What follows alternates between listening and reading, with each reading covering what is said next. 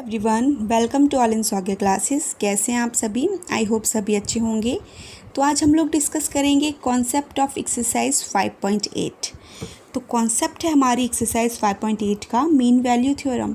Okay, तो mean value theorem में हमारे पास दो थ्योरम्स आएंगी, theorem number 6 and theorem number 7।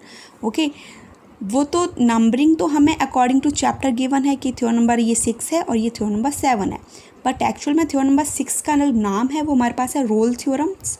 ठीक है, रोल्स थ्योरम है और 7 है हमारे पास मीन वैल्यू थ्योरम। तो सबसे पहले हम रोल्स थ्योरम को समझेंगे, उसका स्टेटमेंट समझेंगे, ज्योमेट्रिकली समझेंगे और with the help of example समझेंगे। समझ आ जाएगी, बहुत ईजी है। ठीक है, चलिए देखते हैं स्टेटमेंट क्या है।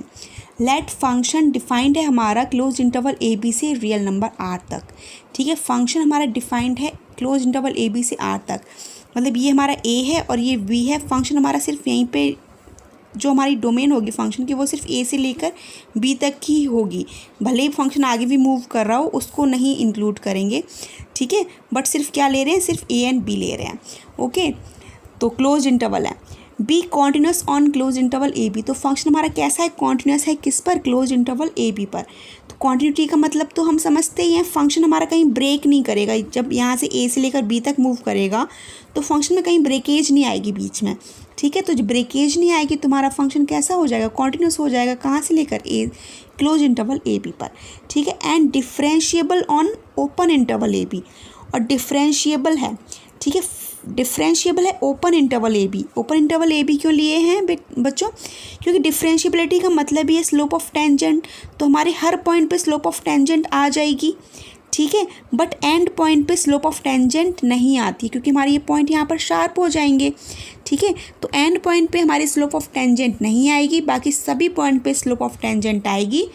तो फंक्शन हमारा सभी पॉइंट पे डिफरेंशिएबल होगा, बट ए और बी पर डिफरेंशिएबल नहीं होगा। तभी हमने क्या लिया है, ओपन इंटरवल लिया है। ओपन इंटरवल का मतलब क्या होता है, ए और बी नहीं इंक्लूडेड होंगे, बाकी सब इंक्लूडेड हो जाएंगे इनके बीच के टर्म्स। ठीक है, such that f A is equal to F b. एक कंडीशन और दे रहे हैं, 3 कंडीशन देते हैं तो एक कंडीशन और आ रही है, क्या है, f A is equal to F B.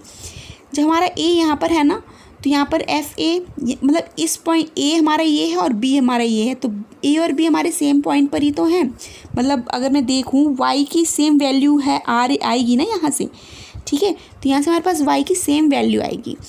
Suppose that यहाँ पे 1 होता, चलो मैंने तो यहाँ f A is equal to F b लिख दिया। सपोज दैट यहाँ पे वाई इज इक्वल टू 1 होता, तो ए के लिए भी 1 ही देगा और बी के लिए भी वैल्यू 1 ही देगा वाई की। ठीक है, तो मैं वहाँ से क्या पता चल गया कि f A is equal to F b भी होगा। क्यों, अगर मैं इस पॉइंट के कोऑर्डिनेट की बात करूँ तो ए कॉमा एफ ए लिखा हुआ है। एफ ए मतलब वाई की वैल्यू ही लिखी हुई है, क्योंकि मैंने बताया हुआ है f y is equal to क्या होता है, एफ एक्स होता है, बट हम ए लेकर चल रहे हैं तो क्या हो जाएगा, y is equal to f a, और जब बी लेकर चल रहे हैं तो y is equal to F b भी हो जाएगा। यस और नो। ठीक है, तो एफ ए मतलब वाई की सेम वैल्यू देगा ए पॉइंट पर भी और बी पॉइंट पर भी वाई की सेम वैल्यू देगा, तो वही लिखी हुई है f A is equal to F b. ठीक है, तो ये हमारी अगर 3 कंडीशन सेटिस्फाइड हो जाती, फिर रोल्स थ्योरम क्या कहती है, ये तो जनरल लाइन है, where a and b are some real numbers. ठीक है, ये तो जनरल लाइन है, बस मेन कंडीशन हमारी ये है कि कॉन्टिन्यूस है, डिफरेंशिएबल है और f A is equal to F b है। देन रोल्स थ्योरम क्या कहेगी, then there exist some c. ठीक है, then there exist some c in a b. ठीक है, कोई एक सी बिलोंग करेगा हमारा किस में, ए बी में। सी बिलोंग करेगा ए और बी, इस इंटरवल में हमारा कोई सी बिलोंग करेगा। ठीक है, सच दैट कोई एक या एक से ज़्यादा, सम का मतलब है ऐसा नहीं है कि एक या एक ही हो। ठीक है, 1 या 1 से ज़्यादा भी हो सकते हैं। ठीक है, एटलीस्ट बोल सकते हैं सम के प्लेस पे। तो कोई एक सी लाई करेगा हमारा किस में, ओपन इंटरवल ए बी में, सच दैट वहाँ पर स्लोप ऑफ टेंजेंट क्या होगी, 0 होगी। ठीक है, स्लोप ऑफ टेंजेंट डिफरेंशिएट मतलब क्या, d y upon d x इस पॉइंट पर। ठीक है, इसका डिफरेंशिएशन एफ सी है हमारे पास, ये पॉइंट हमारा क्या हो जाएगा, एफ सी हो जाएगा, तो इसका स्लोप ऑफ टेंजेंट मतलब वही डिफरेंशिएबिलिटी। ठीक है, तो एफ डैश सी किसके इक्वल आ जाएगा, 0 के इक्वल आ जाएगा। तो ये कंडीशंस हो गई हमारी रोल्स थ्योरम की। ठीक है, इन शॉर्ट भी बताऊं अगर मैं, आपको ग्राफ से भी समझ आ गया होगा। ठीक है, कोई एक सी, एक या एक से ज़्यादा सी ए और बी के बीच में लाई करेंगे, जहाँ पर स्लोप ऑफ टेंजेंट क्या हो जाएगी हमारी, 0 की इक्वल आ जाएगी। ओके, चलिए यहाँ से भी एक बार और देख लेते हैं। फर्स्ट कंडीशन, फंक्शन हमारा डिफाइंड होगा कहाँ से लेकर कहाँ तक, क्लोज इंटरवल ए बी से लेकर रियल नंबर आर तक। फर्स्ट कंडीशन सेटिस्फाइड हो जाएगी, क्या, function is continuous at close interval A b. ठीक है, सेकेंड कंडीशन सेटिस्फाइड हो जाएगी, function is differentiable at open interval A b. Okay, third condition हो जाएगी f A is equal to F b. मैंने बता दिया क्यों, क्योंकि इस और इस पॉइंट पे वाई की तो सेम वैल्यू ही देगा ना। ठीक है, तो हमारा फंक्शन कैसा हो गया, f A is equal to F b हो गया। अगर ये तीनों कंडीशन सेटिस्फाइड होती हैं तो फिर रोल्स थ्योरम क्या कहती है, then there exist some c in a b. तो सम सी बिलोंग करेंगे किस में, ए बी में। तो वही लिख दिया मैंने, c belonging to a b, such that f dash C is equal to 0। Slope of tangent क्या आएगी वहाँ पर, 0 की इक्वल आएगी। ठीक है, तो ये हमने क्या बताया, रोल्स थ्योरम ने बताया। चलिए अब इससे रिलेटेड एक एग्जांपल कर लेते हैं। आई होप स्टेटमेंट समझ आ गया, ये भी समझ आ गया होगा। ठीक है, और शॉर्ट में समझा दिया वो भी आ गया। अगर नहीं आया हो तो पूछ लेना मेरे से, ठीक है, मैं बता दूंगी आपको। अब एग्जाम्पल करते हैं। एग्जाम्पल नंबर 42 है आपकी बुक में, आपकी बुक से ही करवाती हूँ मैं, एनसीईआरटी का बेस्ड ही है, क्योंकि अगर बाई चांस यहाँ कुछ समझ नहीं आता तो वहाँ बुक से देख लेंगे तो क्लियर हो जाएगा कुछ भी। ठीक है, तो चलिए, फंक्शन गिवन है हमें y is equal to x square plus 2। ठीक है, और a गिवन है हमें -2 एंड b गिवन है 2। ओके, तो वो कह रहा है verify Rolle's theorem for function y is equal to x square plus 2 where a is equal to -2 b is equal to 2। तो सबसे पहले बच्चों देखो यहाँ पे पॉलिनोमियल फंक्शन है, और पॉलिनोमियल फंक्शन हमें बहुत अच्छे से पता हो जाना चाहिए, क्योंकि हमने कॉन्टीन्यूटी डिफरेंशिएबिलिटी सब कर ली है। ठीक है, हमने रोल्स थ्योरम में इसको डिफरेंशिएबिलिटी कॉन्टीन्यूटी को प्रूफ नहीं करना होता, हमने सिर्फ लिखना होता है, क्योंकि हमें देखते ही पता चल जाएगा। तो गिवन फंक्शन सबसे पहले तो लिख लेंगे, क्या है, given function is continuous, yes और नो। तो हम लिख लेंगे यहाँ पे, गिवन फंक्शन इज कॉन्टिन्यूअस किस पर, एट, जो हमारी डेफिनेशन है उसके अकॉर्डिंग ही है। ठीक है, किस पे, -2 और 2 पर क्लोज्ड है। ठीक है, and function is differentiable, differentiable भी होगा किस पर, ओपन इंटरवल -2 एंड 2 पर। ठीक है, देखिए ओपन इंटरवल है ना, वो पॉइंट्स तो मैं गिवन ही थे, ए और बी वो ले लिए। ठीक है, फिर अब थर्ड कंडीशन क्या आ जाती है, ये हमें डिफरेंशिएबिलिटी और क्वांटिटी शो नहीं करनी, बट हमें पता है कि पॉलिनोमियल फंक्शन है तो डिफरेंशिएबल भी होगा और कॉन्टिन्यूअस भी होगा। सिर्फ कहाँ से कहाँ तक पूछ रहा है, -2 से +2 के बीच में पूछ रहा है। ओके, अब हमने क्या फाइंड करना है, ये लाना है ना, f A is equal to F b लाना है ना। एफ बी, ए के प्लेस पे क्या है, -2 इज इक्वल टू, यहाँ पर क्या है, +2। ओके, तो ये इक्वल लेकर आने हैं, तो वही लेकर आएंगे। सबसे पहले तो function f x is equal to क्या गिवन है, एक्स स्क्वायर प्लस 2 गिवन है, तो यहाँ से हो जाएगा एफ। सबसे पहले -2 के लिए करेंगे, तो -2 किया, -2x प्लस 2, तो यहाँ से क्या आ जाएगा, 4 + 2 किसके इक्वल आ गया, 6 के इक्वल।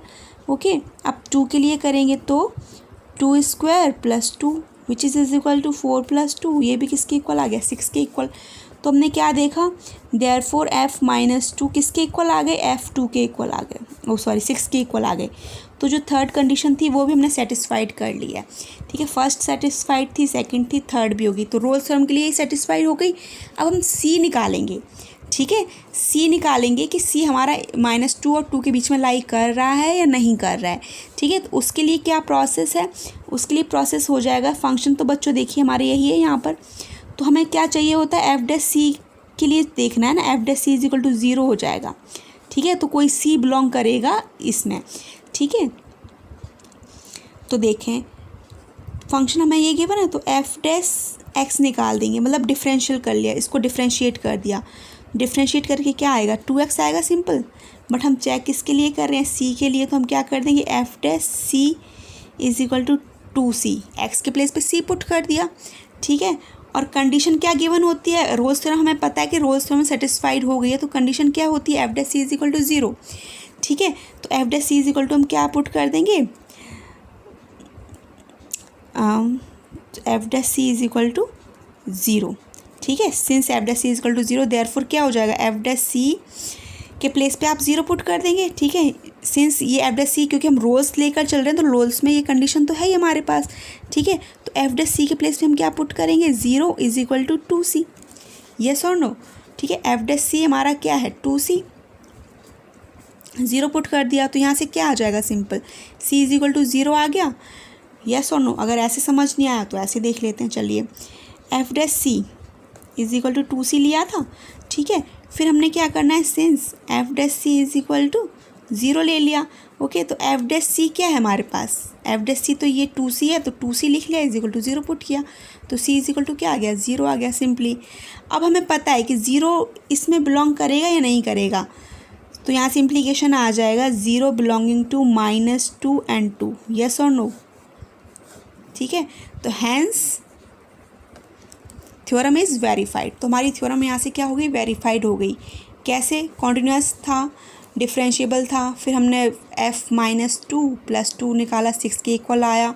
फिर बस c के लिए हमने क्या करना होता है, c की वैल्यू निकालनी होती है कि c इसके बीच में लाई करेगा या नहीं करेगा लाई, ठीक है। तो बस वही देख लिया, कंडीशन है तो आप ऐसे निकालो या आप ऐसे निकाल दो, बात तो सेम ही है, ठीक है। तो 0 बिलोंगिंग टू -2 2, 0 हमारा बिलोंग कर रहा है इसमें, तो hence Rolle's theorem is verified, okay. तो रोल्स थ्योरम हमारी वेरीफाइड हो गई। आई होप समझ आ गए होंगे क्वेश्चंस, ट्राई करना, क्वेश्चंस भी हो जाएंगे, इजी हैं, ठीक है।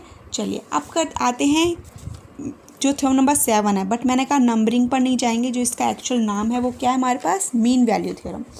मीन वैल्यू थ्योरम हमारे पास कुछ नहीं है, एक्सटेंशन है, ठीक है। Mean value theorem is an extension of Rolle's theorem, ठीक है। मीन वैल्यू थ्योरम क्या है, is an extension of Rolle's theorem है। तो देखते हैं क्या है इसमें, ठीक है।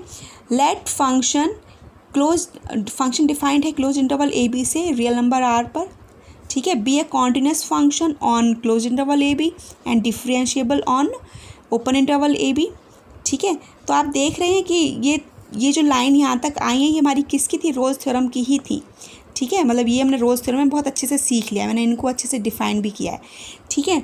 देन देयर एग्जिस्ट, अब यहाँ पर क्या कहेगा, then there exist some c in interval such that, फिर से यहाँ भी कोई सम सी आएंगे, मतलब सम सी मतलब एक सी या एक से ज़्यादा सी आएंगे, जो कहाँ पर बिलोंग करेंगे, हमारे ओपन इंटरवल ए बी में बिलोंग करेंगे, ठीक है। तो सच दैट वहाँ पर निकालने की क्या कंडीशन होगी, वहाँ पे सी को निकालने की कंडीशन, रोल्स थ्योरम में सी को निकालने की कंडीशन क्या थी, f dash C is equal to 0 given था, ठीक है। बट यहाँ पर सी को फाइंड करने की कंडीशन क्या है, F dash C is equal to F V minus F A divided by B minus A, ठीक है। अगर मैं थ्योरम के अकॉर्डिंग बात करूँ तो क्या है, हमारी जो स्लोप ऑफ, वहाँ पर slope of tangent, Rolle's theorem में स्लोप ऑफ टेंजेंट क्या आई थी, 0 के इक्वल आई थी, येस और नो। एफ डैश सी का मतलब ही था स्लोप ऑफ टेंजेंट किसी एक पॉइंट पे 0 आ गई, एक या एक से ज़्यादा पॉइंट पे, ठीक है। बट यहाँ पे स्लोप ऑफ टेंजेंट ये लिखा हुआ है, इसका मतलब ये है कि स्लोप ऑफ टेंजेंट हमारी स्लोप ऑफ सीकेंट, ये हमारा क्या है, सीकेंट है, ठीक है। ये हमारा कर्व है, इस कर्व की सीकेंट ये हो गई है, ठीक है। बट इस कर्व की टेंजेंट तो यहाँ पर है ना, टेंजेंट तो ये रही हमारी, ठीक है। तो स्लोप ऑफ टेंजेंट किसके इक्वल आएगी, स्लोप ऑफ सीकेंट के इक्वल आएगी, ठीक है, स्लोप ऑफ सीकेंट। तो सीकेंट, अब चलिए देखते हैं सीकेंट कैसे निकालेंगे। अब मैं आपको समझा दूँ ज़रा, ये सीकेंट है हमारा ए से बी तक, ठीक है। तो स्लोप ऑफ सीकेंट जब निकालेंगे तो slope of a b,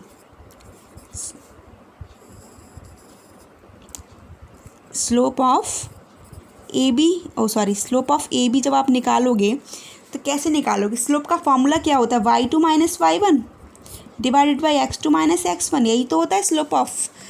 slope किसी भी लाइन की स्लोप निकालेंगे तो सीकेंट भी हमारी लाइन है और ये टेंजेंट भी हमारी लाइन ही है, येस और नो। तो वो ये कह रहा है कि जो स्लोप ऑफ सीकेंट किसके इक्वल आएगी, स्लोप ऑफ टेंजेंट के इक्वल आएगी। वहाँ पे रोल्स थ्योरम में स्लोप ऑफ क्या था, रोल्स थ्योरम में स्लोप ऑफ टेंजेंट हमारी किसके इक्वल थी, 0 के इक्वल, बट यहाँ पर इसके इक्वल आएगी स्लोप। ये हमारी एफ डैश सी का मतलब है स्लोप ऑफ टेंजेंट इसके इक्वल आएगी, ठीक है। और ये हमारा क्या है, स्लोप ऑफ सीकेंट निकाल रहे हैं, ठीक है। तो स्लोप ऑफ ए बी मतलब स्लोप ऑफ सीकेंट है यहाँ पर बच्चों, ठीक है।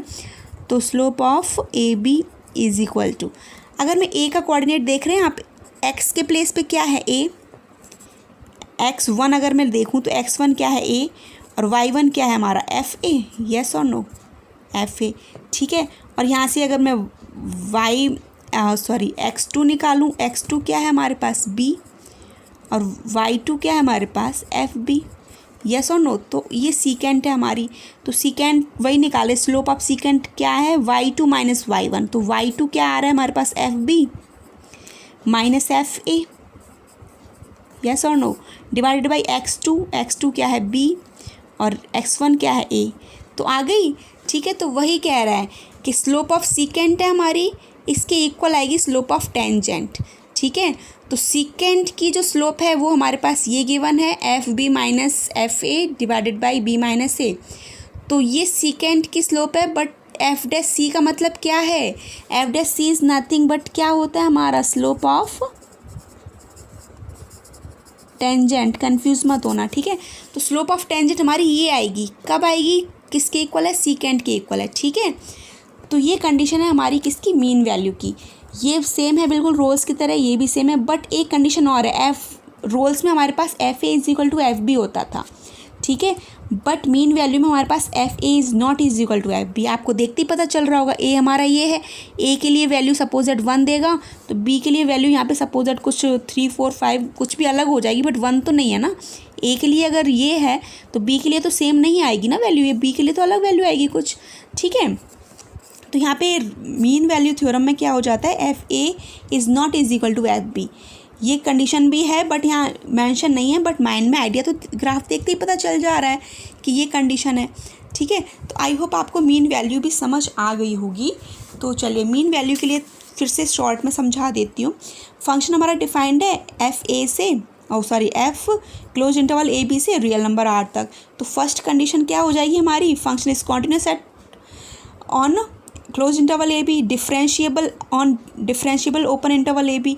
ये मैंने क्लोज इंटरवल बताया आपको, कॉन्टिन्यूस कब होगा, फंक्शन में कोई ब्रेकेज नहीं आएगा। डिफरेंशिएबल का मतलब स्लोप ऑफ टेंजेंट, ठीक है, ए और बी पर नहीं आएगी, बाकी सभी पॉइंट्स पर आ जाएगी। Okay, then there exist some C का मतलब एक भी हो सकती है, एक से ज़्यादा भी हो सकती हैं। ठीक है, इन ए बी, तो वही लिखा हुआ है सी बिलोंग करेगा किस में, ए और बी में। तो उसे निकालने की कंडीशन, सी को निकालने की कंडीशन मतलब such that slope of tangent क्या आ रही है, f a minus f B minus F A divided by B minus a. Slope of tangent किसके इक्वल आएगी, इसके इक्वल आएगी। क्यों आएगी वो मैंने आपको बताया। ठीक है, ये स्लोप ऑफ सीकेंट है, ये स्लोप ऑफ टेंजेंट है, तो स्लोप ऑफ सीकेंट की इक्वल आएगी।